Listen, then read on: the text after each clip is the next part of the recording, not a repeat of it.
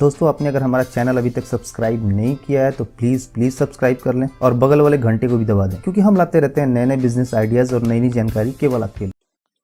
तो नमस्कार दोस्तों, आप देख रहे हो हमारा चैनल जिसमें हम आपके लिए नए नए बिजनेस आइडियाज लेके आते हैं। तो आज का बिजनेस आइडिया एक ऐसा बिजनेस है जिसे आप अपने घर से भी शुरू करके आसानी से काफी पैसा कमा सकते हो। ये बिजनेस एक लघु उद्योग बिजनेस है जिसमें आपको ना ज्यादा इन्वेस्टमेंट चाहिए, ना ज्यादा स्पेस चाहिए, ना ही आपको कोई एक्सपीरियंस चाहिए। इसे आप आसानी से जब मर्जी शुरू कर सकते हैं। साल भर चलने वाला ये बिजनेस जिसके बारे में हम आपको आज बताने वाले हैं। तो वीडियो एंड तक जरूर देखें और कोई भी पॉइंट बीच में से स्किप ना करें, क्योंकि ये वीडियो आपके लिए बहुत ही फायदेमंद होने वाली है।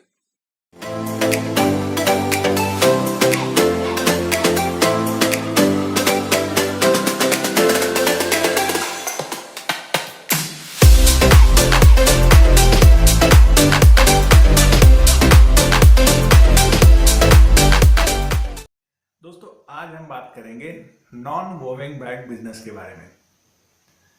दोस्तों हाल ही में खबर आई कि महाराष्ट्र में कैरी बैग्स जो होती है पॉलीथीन की और जो थर्माकोल के जो प्रोडक्ट्स होते हैं यूज एंड थ्रो वाले, इसे टोटली बैन कर दिया गया है।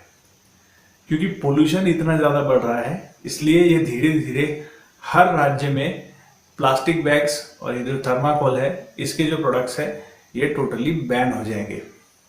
ऐसे में एक जो बिजनेस है वो बहुत उभर के आता है, उसका नाम है नॉन वोविंग बैग्स का जो बिजनेस है।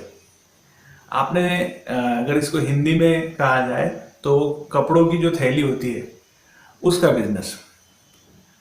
अभी इस बिजनेस के लिए हमें क्या करना होगा, ये बिजनेस कैसे तरह से डेवलप होगा, इसमें कितनी कॉस्ट लगती है, इस सब बारे में हम आज डिस्कशन करेंगे। दोस्तों सबसे पहले आते हैं कि इसका पोटेंशियल क्या है। जैसा कि मैंने आपको बताया कि अभी धीरे धीरे हर राज्य में पॉलीथीन जो है ये बैन होता जा रहा है, तो उसके वजह से जो कपड़ों की थैली है इसकी डिमांड कंटिन्यूस बढ़ती जा रही है।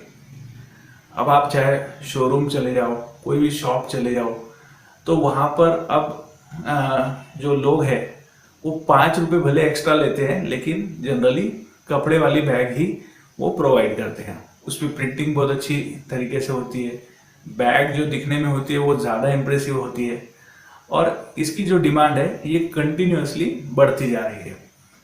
तो चलिए दोस्तों अब देखते हैं कि ये बैग बनाने में हमें किन किन चीज़ों की आवश्यकता होती है। इसमें दो मशीनों की आवश्यकता होती है। एक होती है स्ट्रेच मशीन और एक होती है कटिंग मशीन। तो पहले बात करते हैं स्ट्रेच मशीन के बारे में। तो ये जो मशीन होती है इसमें आप जो बैग्स है उसे बहुत ही फास्ट तरीके से सिल सकते हैं। ठीक है, इसमें लगभग एक दिन में आप अगर एक नॉर्मल बैग की बात की जाए तो लगभग आप 2500 थैलियों को सिल सकते हैं। इसके बाद जो दूसरी मशीन होती है वो होती है कटिंग मशीन। इसमें आप चाहे तो डी कट होता है वो कर लो, चाहे तो डब्ल्यू कट होता है वो कर लो। इसमें अलग अलग तरीके से आप मशीन में जो आपकी बैग है उसको कट कर सकते हो और जो उसका शेप है वो बहुत ही बेहतरीन तरीके से आप अपने हिसाब से बना सकते हो। अब रही बात इसकी कि कितने स्पेस में ये बिजनेस स्टार्ट आप कर सकते हैं। इस बिजनेस को स्टार्ट करने के लिए आपको एक छोटे से रूम से भी आप अपना काम चला सकते हैं।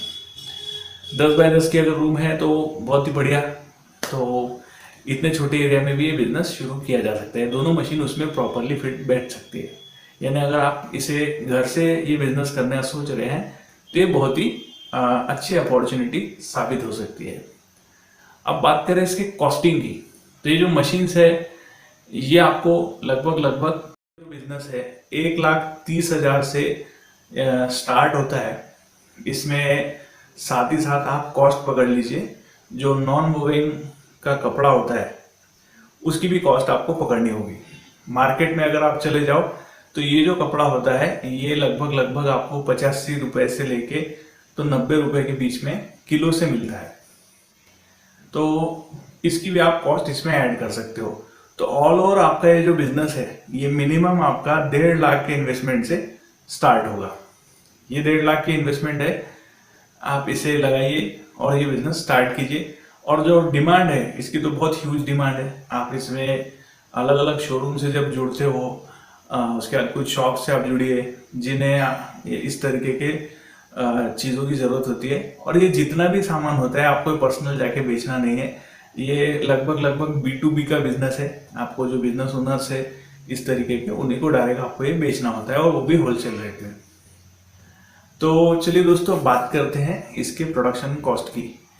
आप जब ये बिजनेस में ये जो थैली है ये बनाते हैं तो इसकी प्रोडक्शन कॉस्ट लगभग एक थैली के पीछे जाती है ₹1.25 के आसपास। और होलसेल मार्केट में अगर आप इसे बेचते हो तो ये लगभग बिकता है ₹3 के आसपास।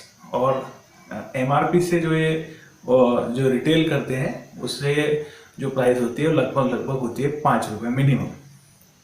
तो आपका, अगर आप होलसेल मार्केट में भी ये बिजनेस करते हो तो आपकी कॉस्टिंग होगी लगभग ₹1.75 के आसपास आपका प्रॉफिट मार्जिन होगा। तो हम ₹1.5 पकड़ लेते हैं। तो लगभग आपका जो पर डे का जो प्रोडक्शन है वो है 2,500 थैलियों का। 2,500 थैलियों में अगर आप ₹1.5 से ₹1 का प्रोडक्शन भी पकड़ते हैं तो आपकी लगभग पर डे की इनकम जो है वो होती है लगभग 3,000 से 5,000 के बीच में। तो 3,000 से 5,000 के बीच का आपका जो पर डे इनकम है ये स्टार्टिंग फेज में बहुत ही सफिशिएंट इनकम है, बहुत ज़्यादा अच्छी इनकम है। तो इससे आप अपना बिजनेस बढ़ा भी सकते हैं, धीरे धीरे आप बड़ी मशीन्स भी ले सकते हैं और आप अपना बिजनेस को इस तरह से ग्रो कर सकते हैं।